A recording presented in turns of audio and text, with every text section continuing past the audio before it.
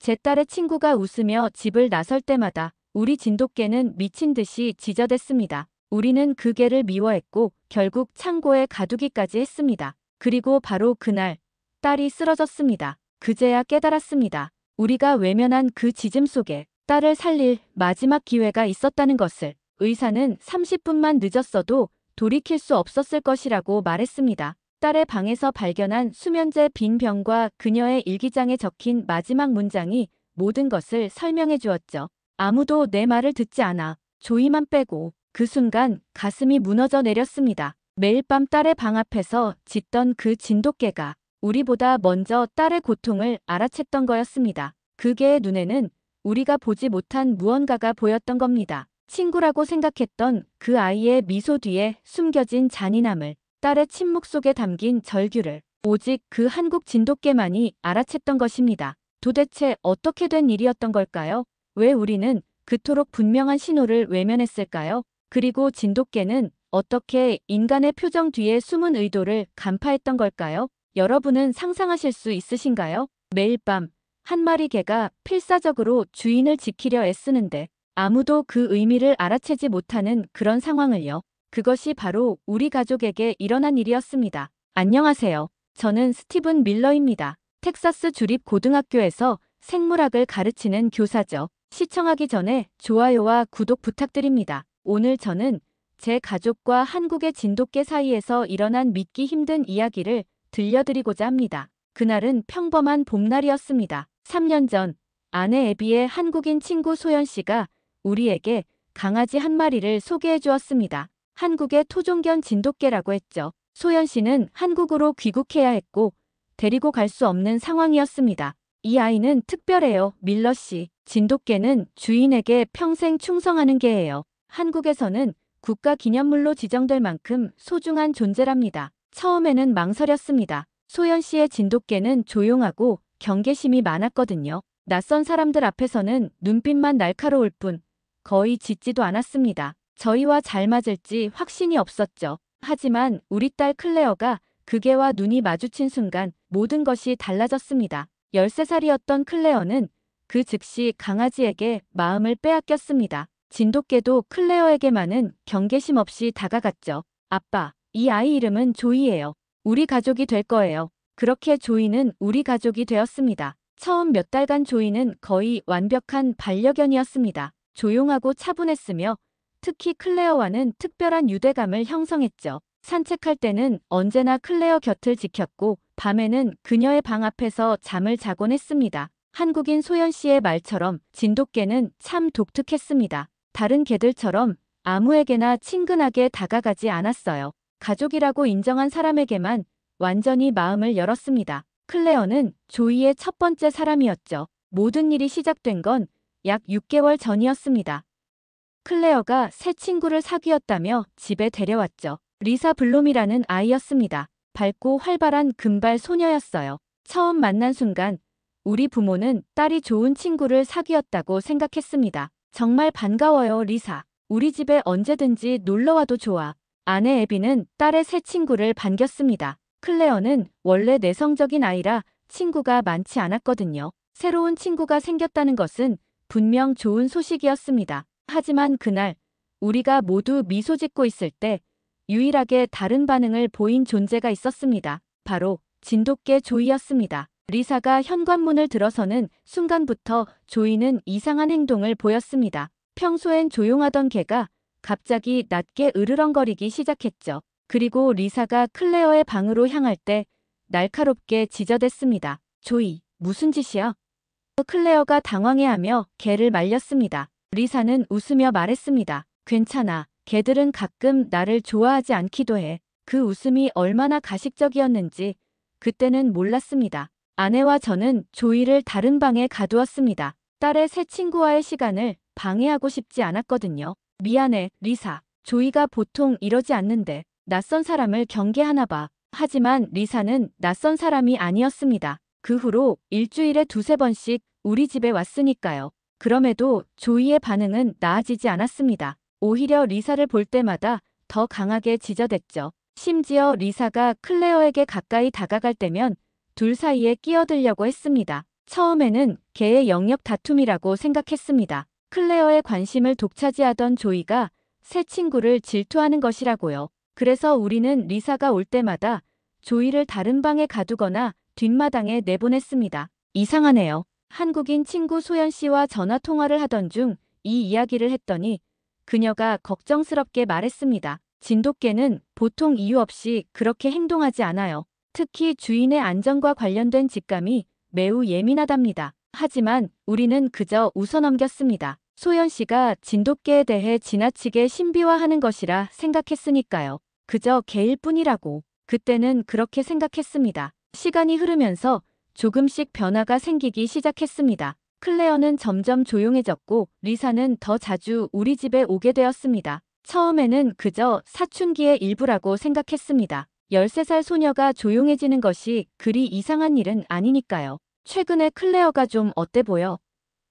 어느 저녁 아내에게 물었습니다. 평범한 10대 소녀지. 아내는 어깨를 으쓱했습니다. 다행히 리사라는 좋은 친구가 생겼잖아요. 괜찮을 거예요. 하지만 그때 우리가 놓친 것이 있었습니다. 딸이 웃지 않게 되었다는 사실을 말이죠. 예전에 클레어는 항상 밝게 웃는 아이였습니다. 그런데 언제부턴가 그 웃음이 사라졌습니다. 식사 시간에도 거의 말을 하지 않았고 학교에서 돌아오면 바로 방으로 들어가 문을 닫았습니다. 반면 리사는 점점 더 우리 집에 편안하게 드나들었습니다. 마치 이 집이 자기 집인 것처럼 부엌을 뒤지고 클레어의 물건을 마음대로 만지곤 했죠. 표면적으로는 다정했지만 지금 돌이켜 생각해보면 그 행동 하나하나에 미묘한 지배력이 숨어 있었습니다. 클레어야, 그 옷 정말 안 어울린다. 리사가 웃으며 말하면 클레어는 옷을 갈아입었습니다. 이거 맛없어. 넌 정말 이런 거 먹니?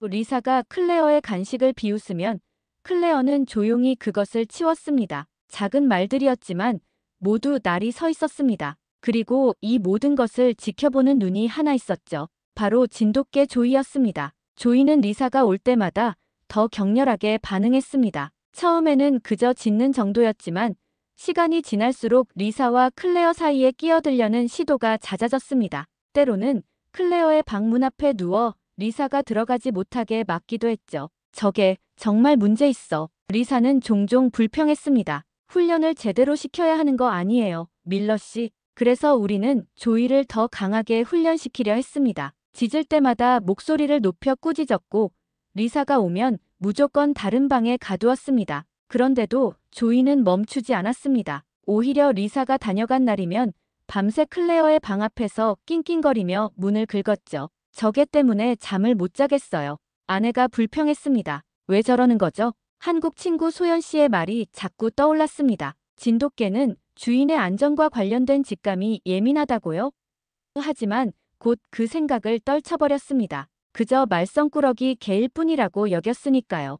애비, 지금 조이가 문제가 아니야. 클레어가 요즘 이상해. 어느 날 저녁, 제가 아내에게 말했습니다. 전에는 항상 책을 읽고 그림을 그리고 자전거를 타러 다녔잖아. 그런데 요즘은 사춘기예요, 스티븐. 아내는 단호하게 말했습니다. 모든 아이들이 그 시기를 겪어요. 너무 과민 반응하지 마세요. 그리고 그날 밤 조이는 평소보다 더 심하게 짖기 시작했습니다. 클레어의 방 앞에서 밤새도록 울부짖었죠. 결국 참다 못한 아내가 화를 냈습니다. 이제 진짜 한계야. 저 개는 뒷마당에서 자야겠어. 그렇게 조이는 바깥에서 밤을 보내게 되었습니다. 하지만 새벽까지 짖어대는 소리가 그치지 않았고 결국 이웃들의 항해 전화가 걸려왔습니다. 다음 날 아침 클레어의 눈은 부어 있었습니다. 밤새 운 흔적이 역력했죠. 하지만 물어봐도 대답하지 않았습니다. 그저 괜찮아요라는 말만 반복할 뿐이었죠. 한국인 소연 씨에게 이런 상황을 전화로 설명했습니다. 그녀의 반응은 예상과 달랐습니다. 밀러 씨, 진돗개의 행동을 무시하면 안 돼요. 진돗개는 단순한 애완견이 아니라 수천 년 동안 한국에서 가족을 지키는 파수꾼 역할을 해온 개예요. 소연 씨의 말은 계속되었습니다. 한국에서는 진돗개가 사람의 마음을 읽는다는 이야기가 있어요. 특히 주인을 해치려는 의도를 가진 사람을 본능적으로 알아챈다고 해요. 하지만 리사는 그저 13살 소녀일 뿐이에요. 어떻게 위험할 수 있죠?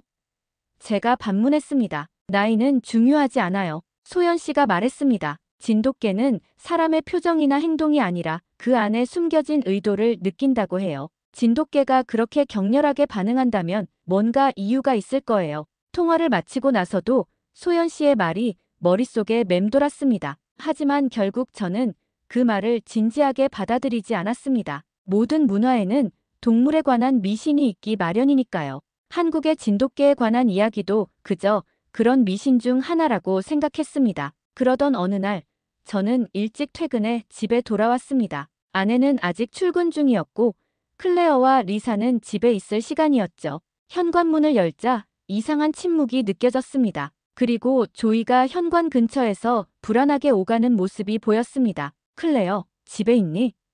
부르자 위층에서 서둘러 움직이는 소리가 들렸습니다. 잠시 후 리사가 내려왔습니다. 평소와 달리 약간 당황한 표정이었죠. 안녕하세요, 밀러 씨. 전 이제 가볼게요. 리사는 서둘러 인사하고 현관문을 향해 걸어갔습니다. 클레어는? 제가 물었습니다. 방에 있어요. 숙제하고 있었어요. 리사가 웃으며 대답했습니다. 그 웃음이 어딘가 이상하게 느껴졌습니다. 리사가 문을 나서자마자 조이는 미친 듯이 짖기 시작했습니다. 그리고 리사가 사라지자 곧바로 계단을 뛰어올라 클레어의 방 앞에서 문을 긁었습니다. 클레어, 괜찮니? 제가 위층으로 올라가며 불렀습니다. 방문을 두드렸지만 대답이 없었습니다. 문을 열자 클레어는 침대에 웅크리고 있었습니다. 눈가에 눈물 자국이 선명했죠. 무슨 일이야, 클레어? 제가 다가가 물었습니다. 아무것도 아니에요. 클레어는 고개를 돌렸습니다. 그냥 피곤해서요. 그때 눈에 띈 것은 클레어의 팔에 있는 붉은 자국이었습니다. 마치 누군가 강하게 움켜쥐었던 것처럼 보였습니다. 이건 뭐지? 제가 물었습니다. 그냥 체육 시간에 다쳤어요. 클레어는 재빨리 긴 소매로 팔을 가렸습니다. 뭔가 이상했지만 그 순간 제가 할 수 있는 말을 찾지 못했습니다. 그저 저녁 먹을 준비할게라고 말하고 방을 나왔습니다. 그날 밤 조이는 평소보다 더 심하게 클레어의 방 앞을 지켰습니다. 아내와 저는 결국 참지 못하고 조이를 창고에 가두기로 했습니다. 특히 리사가 오는 날이면 반드시 창고에 가두었죠. 그게 우리가 할 수 있는 최선이라고 생각했으니까요. 그런데 이상한 일이 생기기 시작했습니다. 조이가 창고에 갇힌 날이면 다음 날 클레어의 상태가 더 안 좋아 보였습니다. 식욕도 없어지고 학교에 가기 싫다고 하는 날도 많아졌죠. 한 번은 학교에서 전화가 왔습니다. 클레어가 보건실에서 계속 토하고 있다는 거였죠. 괜찮을 거예요. 의사는 말했습니다. 스트레스성 위염 같아요. 요즘 학교에서 뭔가 문제가 있나요?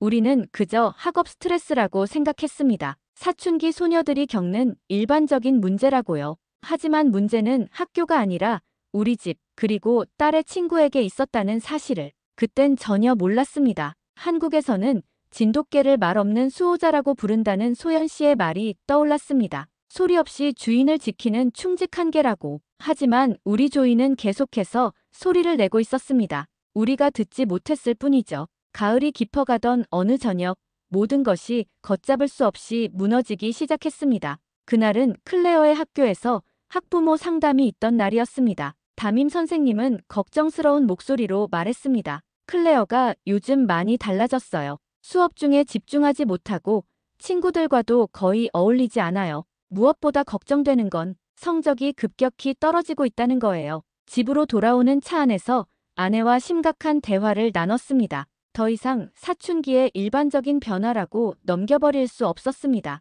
뭔가 심각한 일이 우리 딸에게 일어나고 있었던 겁니다. 오늘 저녁에 클레어와 얘기해봐야 할 것 같아요. 아내가 말했습니다. 집에 도착했을 때 예상치 못한 광경이 펼쳐졌습니다. 리사가 우리 집 현관 앞에 서 있었거든요. 평소와 달리 조금 서둘러 보였습니다. 안녕하세요, 밀러 씨. 클레어한테 숙제 좀 빌려줬어요. 이제 가볼게요. 리사는 서둘러 인사하고 떠났습니다. 평소 한두 시간씩 머물다 가는 것과는 달리 불과 몇 분 만에 나가는 모습이 이상했습니다. 그리고 집에 들어가자마자 들려온 소리가 있었습니다. 창고에서 들려오는 진돗개에 미친 듯한 짖음이었습니다. 저게 정말 견딜 수가 없어요. 아내가 손으로 귀를 막으며 말했습니다. 오늘따라 왜 저렇게 심하게 짖는 거죠? 사실 조이는 최근 일주일간 창고에 갇혀 있었습니다. 지난번 리사가 왔을 때 너무 심하게 지저대서 더 이상 집 안에 둘 수 없다고 결정했거든요. 그날 이후로 조이는 창고에서 밤낮으로 지저댔지만 오늘은 특히 더 격렬했습니다. 클레어는? 제가 물었습니다. 방에 있어요. 리사가 왔다가 금방 갔다고 하더라고요. 아내가 대답했습니다. 그때였습니다. 창고에서 들려오는 조이의 짖음이 단순한 소음이 아니라는 생각이 든 건 그 짖음에는 절박함이 있었습니다. 마치 무언가를 필사적으로 알리려는 것 같았죠. 한국 친구 소연 씨의 말이 뇌리를 스쳤습니다. 진돗개는 단순히 짖는 게 아니에요. 경고하는 거예요. 잠깐 창고에 가볼게. 아내에게 말하고 밖으로 나갔습니다. 창고 문을 열자 조이의 상태는 충격적이었습니다. 목이 쉴 정도로 지저댔고 발톱은 문을 긁느라 피가 나 있었습니다. 저를 보는 순간 조이는 거의 절망적인 눈빛으로 바라봤습니다. 도대체 왜 그러는 거야? 제가 다가가려 하자 조이는 뒤로 물러나더니 현관 쪽을 향해 달려갔습니다. 그리고 다시 저를 쳐다보며 짖었습니다. 마치 따라와라고 말하는 것 같았습니다. 그 순간 이웃집에서 전화가 왔습니다. 밀러 씨, 죄송하지만 개 짖는 소리가 너무 시끄러워요. 아이들이 공부를 할 수가 없네요. 죄송합니다. 지금 바로 조치하겠습니다. 전화를 끊고 화가 나서 조이에게 고함을 질렀습니다. 이제 정말 한계다, 조이. 조용히 해. 하지만 조이는 멈추지 않았습니다. 오히려 더 강하게 짖어대며 집 안으로 들어가려고 했습니다. 결국 화가 난 채로 창고 문을 열어주었습니다. 그 순간 조이는 쏜살같이 집 안으로 달려들어갔습니다. 저게 정말 짜증이 났지만 조이를 따라 집 안으로 들어갔습니다. 조이는 계단을 단숨에 뛰어올라 클레어의 방 앞에 도착했습니다. 그리고 문을 필사적으로 긁기 시작했습니다. 발톱으로 긁고 몸을 문에 부딪히고 지저대는 모습이 너무나 절박해 보였습니다. 대체 뭐가 문제야? 아내가 계단을 올라오며 물었습니다. 모르겠어. 조이가 미친 것처럼 클레어 방을 긁고 있어. 우리는 클레어를 여러 번 불렀습니다. 클레어, 괜찮니? 문 좀 열어봐. 대답이 없었습니다. 완전한 침묵만이 흘렀죠. 이상한 예감이 들었습니다. 조이의 행동, 리사의 갑작스러운 방문과 빠른 퇴장, 클레어의 침묵, 모든 것이 불길하게 연결되었습니다. 클레어.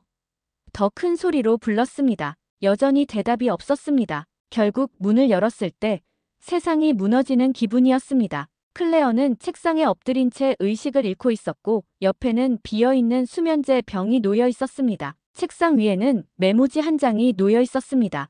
이제 그만하고 싶어요. 아내가 비명을 질렀습니다. 저는 얼어붙은 채로 서 있다가 정신을 차리고 즉시 911에 전화했습니다. 조이는 클레어에게 달려가 얼굴을 핥기 시작했습니다. 그 순간까지도 조이는 포기하지 않고 클레어를 깨우려 했습니다. 우리 딸이 수면제를 제발 빨리 와주세요.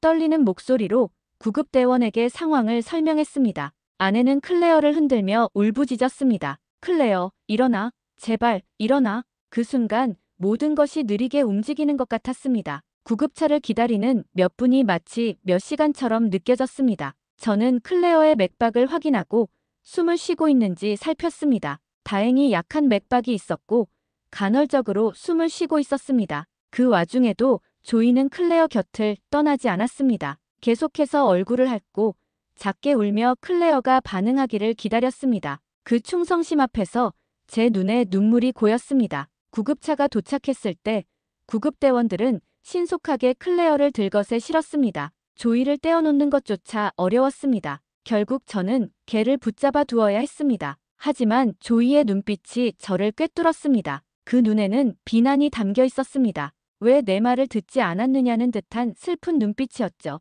구급차를 따라 병원으로 향하는 동안 머릿속은 혼란스러웠습니다. 어떻게 이렇게 된 거지? 우리 딸이 왜? 무엇이 그녀를 이 지경까지 몰아넣은 걸까? 그리고 그동안 계속해서 경고하던 조이의 짖음을 우리는 왜 무시했을까? 병원에 도착했을 때 의사들은 즉시 클레어를 응급실로 데려갔습니다. 우리는 기다림의 시간을 보내야 했습니다. 불안과 두려움, 그리고 끝없는 자책감이 밀려왔습니다. 아내는 계속해서 울었습니다. 어떻게 이런 일이? 우리가 어떻게 몰랐지? 저도 마찬가지였습니다. 어떻게 딸의 고통을 알아채지 못했을까요? 어떻게 그저 사춘기라고 넘겨버릴 수 있었을까요? 그리고 무엇보다 조이의 경고를 무시한 것이 얼마나 어리석은 일이었는지를 처절하게 깨달았습니다. 기다림의 시간 동안 자동차에 남겨진 조이가 걱정됐습니다. 병원 규정상 걔는 들어올 수 없었지만 이대로 두면 조이도 무너질 것 같았습니다. 잠시 차로 돌아가 조이의 상태를 확인했습니다. 놀랍게도 조이는 조용히 앉아서 기다리고 있었습니다. 더 이상 짖지 않았죠. 마치 자신의 임무가 끝났다는 것을 알고 있는 것 같았습니다. 미안해, 조이. 그 말밖에 나오지 않았습니다. 저는 조이의 머리를 쓰다듬었고 조이는 조용히 제 손을 하찼습니다. 분노도 원망도 없었습니다. 그저 깊은 슬픔만이 담긴 눈빛이었죠. 병원으로 돌아가는 길에 클레어의 휴대폰을 살펴봤습니다. 비밀번호가 걸려 있었지만 생일로 설정되어 있어 쉽게 열 수 있었습니다. 메시지함을 열자 충격적인 내용들이 보였습니다. 리사에게서 온 수십 개의 메시지들이 있었습니다. 너 정말 바보 같아. 아무도 너를 좋아하지 않아. 알지?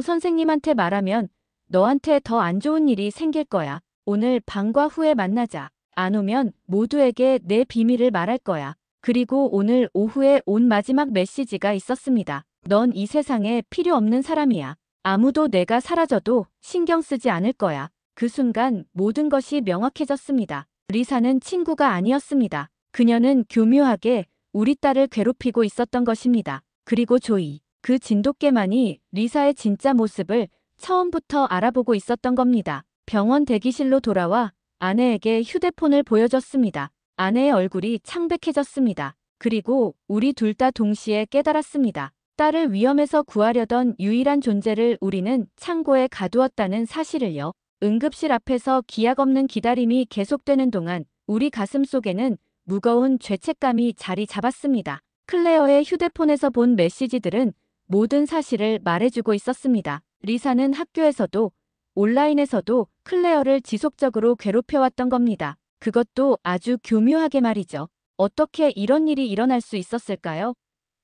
아내가 떨리는 목소리로 물었습니다. 리사는 항상 웃고 있었어요. 그 아이가 어떻게 말을 잇지 못하는 아내의 어깨를 감싸 안았습니다. 우리는 모든 징후를 놓쳤습니다. 아니, 정확히 말하면 모든 징후를 무시했습니다. 유일하게 진실을 알고 있던 존재, 바로 진돗개 조이의 경고를 우리는 단순한 소음으로 치부했습니다. 3시간이 지난 후 의사가 우리에게 다가왔습니다. 그의 표정은 심각했지만 약간의 안도감도 담겨 있었습니다. 클레어는 이제 안정을 찾았습니다. 위세척을 통해 대부분의 약물을 제거했고 현재 혼수 상태는 아닙니다. 그러나 아직 의식은 돌아오지 않았습니다. 언제 깨어날까요? 아내가 긴장된 목소리로 물었습니다. 의사는 잠시 말을 고르더니 대답했습니다. 몇 시간 안에 깨어날 수도 있고 하루 이상 걸릴 수도 있습니다. 다행히 뇌 손상의 징후는 보이지 않습니다. 그리고 이어진 의사의 말은 우리의 가슴을 더욱 무겁게 했습니다. 밀러 씨 부부, 솔직히 말씀드리자면 30분만 늦었어도 상황이 완전히 달라졌을 겁니다. 딸분이 구급차에 실려오는 타이밍이 정말 중요했습니다. 그 말을 듣는 순간 창고에 갇혀 지저대던 조이의 모습이 떠올랐습니다. 그 개는 알고 있었던 겁니다. 그리고 우리가 30분이라도 더 무시했다면 생각만 해도 숨이 막혔습니다. 아, 그리고 의사가 덧붙였습니다. 클레어의 팔과 어깨에서 멍자국을 발견했습니다. 최근의 상처입니다. 학교 폭력이나 집단 괴롭힘의 가능성도 고려해 보셔야 할 것 같습니다. 그 말을 듣자 아내는 흐느끼기 시작했고 저는 분노가 치밀어 올랐습니다. 리사가 우리 딸에게 신체적 폭력까지 가했다는 사실이 밝혀진 것입니다. 병실에 들어가 클레어를 볼 수 있게 되었습니다. 딸아이는 창백한 얼굴로 침대에 누워 있었습니다. 작고 연약해 보이는 모습이 가슴을 미어지게 했습니다. 산소 마스크와 여러 모니터링 장치들이 연결되어 있었죠. 그 모습을 보며 부모로서의 실패감이 더욱 깊어졌습니다. 클레어, 아내가 딸의 차가운 손을 잡으며 흐느꼈습니다. 미안해. 정말 미안해. 엄마가 몰라서. 저도 딸의 침대 옆에 앉아 속삭였습니다. 아빠도 미안하다. 내가 힘들어하는데 아빠는 몰랐어. 딸의 방에 있던 물건들을 챙겨오기 위해 잠시 집으로 돌아갔습니다. 조이는 차 안에서 기다리고 있었습니다. 놀랍게도 더 이상 짖지 않고 조용히 앉아 있었습니다. 마치 자신의 임무를 다 했다는 듯이 말이죠. 들어가자, 조이. 차 문을 열자 조이가 천천히 내렸습니다. 그 모습이 왠지 덧없어 보였습니다. 집에 들어가 클레어의 방으로 향했습니다. 이제야 제대로 방을 살펴볼 수 있었습니다. 구급대원들이 클레어를 데려가는 혼란 속에서는 방 안의 상태를 자세히 볼 겨를이 없었거든요. 책상 위에는 빈 수면제 병과 함께 일기장이 놓여 있었습니다. 조이가 조용히 방 안을 돌아다니며 냄새를 맡았습니다. 그리고 클레어의 침대 밑에서 무언가를 끄집어냈습니다. 그것은 작은 천으로 된 가방이었습니다. 가방 안에는 클레어의 일기장 몇 권이 더 있었습니다. 가장 위에 있던 것을 조심스럽게 펼쳤습니다. 그리고 충격적인 내용을 마주하게 되었죠. 오늘도 리사가 내 그림을 모두에게 보여주며 비웃었다. 선생님은 못 본 척했다. 아무도 날 도와주지 않는다. 리사는 내가 없는 사이에 내 사물함에 쓰레기를 넣어뒀다. 그리고 모두에게 내가 했다고 말했다. 이제 반 아이들 모두가 나를 더럽다고 수군거린다. 그 다음 페이지에는 더 충격적인 내용이 있었습니다. 리사가 오늘 집에 왔다. 부모님 앞에서는 친구인 척하지만 둘만 있을 때는 완전히 달라진다. 내 물건을 가져가고 돌려주지 않는다. 전화번호를 다른 아이들에게 주었다. 이제 모르는 번호에서 계속 괴롭히는 문자가 온다. 아무에게도 말할 수 없다. 리사가 더 심한 일을 할 거라고 협박했다. 손이 떨렸습니다. 더 많은 페이지를 넘기며 우리 딸이 겪었던 고통의 깊이를 알게 되었습니다. 몇 달 동안 이어진 리사의 괴롭힘,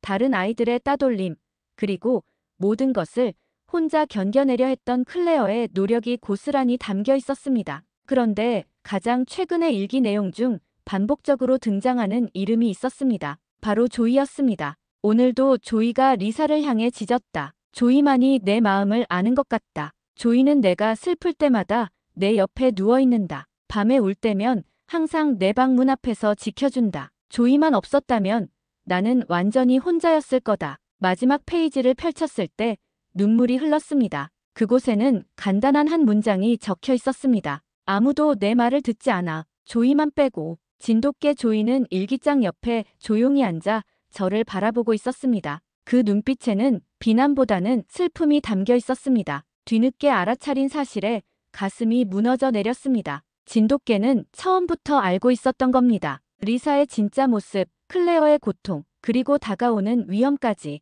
곧바로 클레어의 담임 선생님에게 전화했습니다. 리사의 괴롭힘에 대해 말했고 일기장과 메시지들을 증거로 제시하겠다고 했습니다. 선생님도 충격을 받은 듯 했습니다. 정말 죄송합니다, 밀러 씨. 몇 가지 징후는 있었지만 리사는 평소에 모범생이라 더 세심하게 살폈어야 했는데요. 전화를 끊고 일기장과 필요한 물건들을 가방에 챙겼습니다. 조이는 여전히 제 옆에 앉아 기다리고 있었습니다. 갑자기 그 모습이 너무 특별하게 느껴졌습니다. 단순한 개가 아니라 우리 가족의 수호자였던 것입니다. 조이, 고마워. 그 말밖에 나오지 않았습니다. 내가 옳았어. 항상 옳았던 거야. 병원으로 돌아가는 길에 한국인 친구 소연 씨에게 전화했습니다. 그녀에게 모든 상황을 설명했고 진돗개 조이가 어떻게 클레어를 구했는지 말했습니다. 그게 바로 진돗개예요, 밀러 씨. 소연 씨의 목소리가 따뜻했습니다. 한국에서는 진돗개를 혼의 수호자라고도 불러요. 그들은 단순히 신체적인 위험뿐 아니라 정신적인 위협까지도 감지한다고 해요. 정말 놀라운 개군요. 제가 말했습니다. 네, 진돗개는 단순한 애완동물이 아니에요. 한국에서는 가족의 일원으로 여겨져요. 수천 년 동안 한국인들과 함께 해온 충직한 동반자니까요. 소연 씨는 계속 말을 이어갔습니다. 한국에서는 오래된 이야기가 있어요. 주인의 영혼이 위험할 때 진돗개는 그 위험을 먼저 감지한다고요. 그래서 사람의 겉모습이 아니라 내면의 의도를 본다고 합니다. 통화를 마치고 병원에 도착했을 때 마음은 이미 무거웠습니다. 우리가 조이의 경고를 무시한 것이 얼마나 어리석은 일이었는지 깨달았으니까요. 하지만 동시에 감사함도 느꼈습니다. 조이 덕분에 우리 딸은 살아있었으니까요. 병원 주차장에서 조이를 데리고 내렸습니다. 물론 걔는 병원 안으로 들어갈 수 없었지만 적어도 차 안에서 기다리게 하고 싶지는 않았습니다.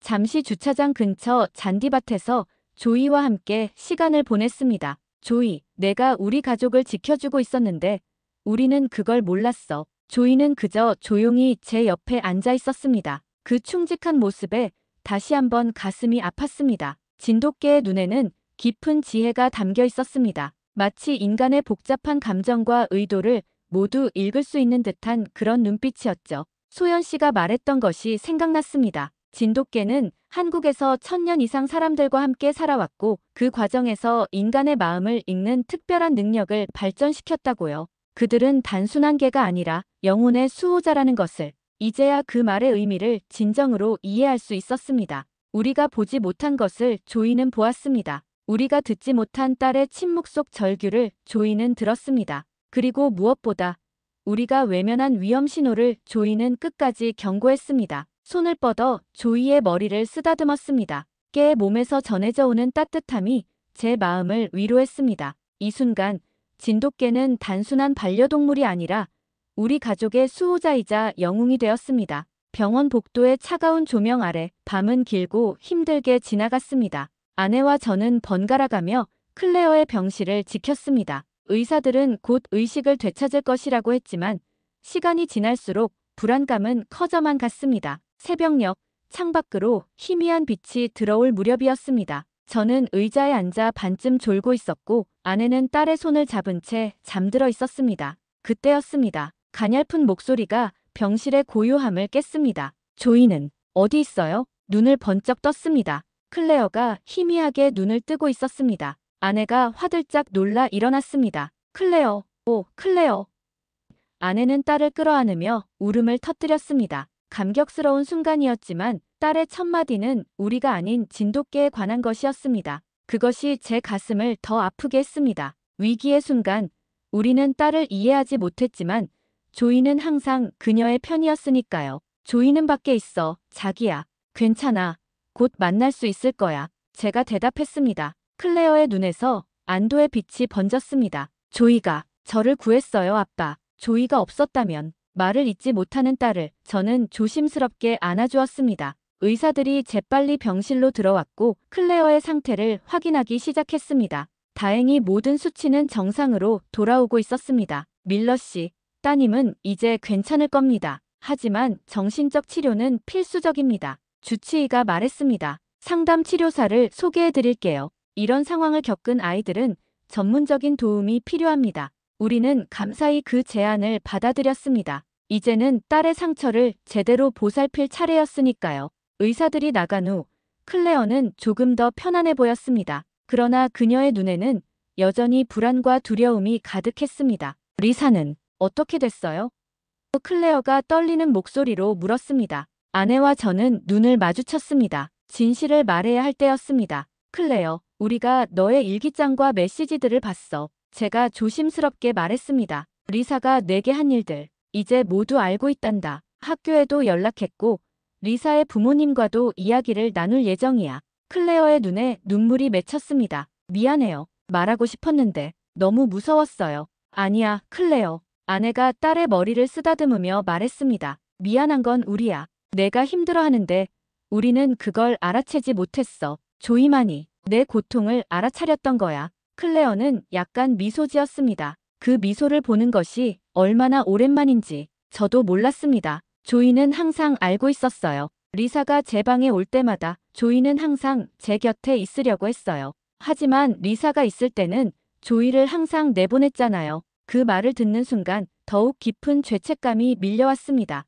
우리는 딸을 지키려는 개를 오히려 방해했던 것입니다. 리사는 제 앞에서만 착한 척했어요. 처음에는 친구인 줄 알았는데 곧 달라졌어요. 학교에서 다른 아이들에게 저에 대한 거짓말을 퍼뜨렸고 제 물건을 훔쳤어요. 집에 와서도 몰래 제 일기장을 읽고 때로는 밀치기도 했어요. 클레어의 말 한마디 한마디가 우리의 가슴을 찢었습니다. 그리고 그녀가 덧붙였습니다. 그런데 조이만은 달랐어요. 리사가 저를 밀칠 때마다 조이는 짖었고 제가 울 때면 항상 곁에 있어 주었어요. 조이는 제 유일한 친구였어요. 그날 오후 클레어의 상태가 안정되자 저는 병원 규정을 어기고 조이를 병실로 데려오기로 했습니다. 물론 공식적으로는 허용되지 않았지만 간호사들의 도움을 얻어 몰래 데려올 수 있었습니다. 조이를 안고 병실로 들어갔을 때 클레어의 얼굴에 퍼진 그 환한 미소는 평생 잊지 못할 것입니다. 조이는 조심스럽게 침대 위로 올라와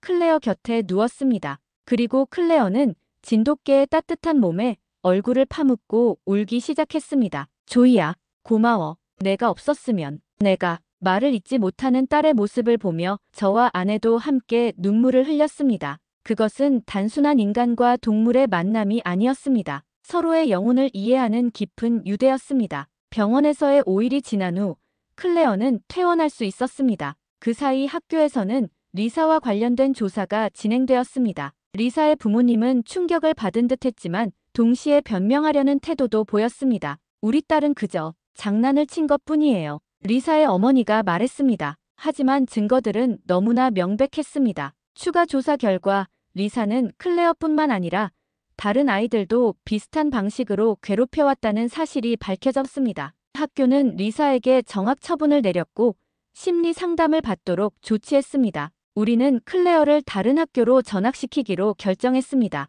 새로운 시작이 필요했으니까요. 그리고 가장 중요한 변화는 우리 가족 내에서 일어났습니다. 조이의 위상은 완전히 달라졌습니다. 더 이상 단순한 반려견이 아니라 가족의 수호자로서 존경받게 되었습니다. 창고에 가두는 일은 당연히 사라졌고 조이는 항상 클레어의 방에서 함께 잠을 잤습니다. 한국인 친구 소연 씨는 우리에게 진돗개에 관한 책을 보내주었습니다. 그 책에는 한국 역사 속에서 진돗개가 어떻게 가족을 지키고 보호해왔는지에 대한 이야기들이 담겨 있었습니다. 진돗개가 단순한 개가 아니라 천년의 역사를 지닌 특별한 존재라는 사실을 알게 되었습니다. 진돗개는 한국에서 국가기념물로 지정될 만큼 소중한 존재예요. 소연 씨의 말이 이제야 진정으로 이해되었습니다. 그들은 충성심과 직감, 그리고 지혜를 가진 개죠. 클레어의 치유 과정은 쉽지 않았습니다. 매주 상담 치료를 받았고 때로는 악몽에 시달리기도 했습니다. 하지만 그 모든 과정에서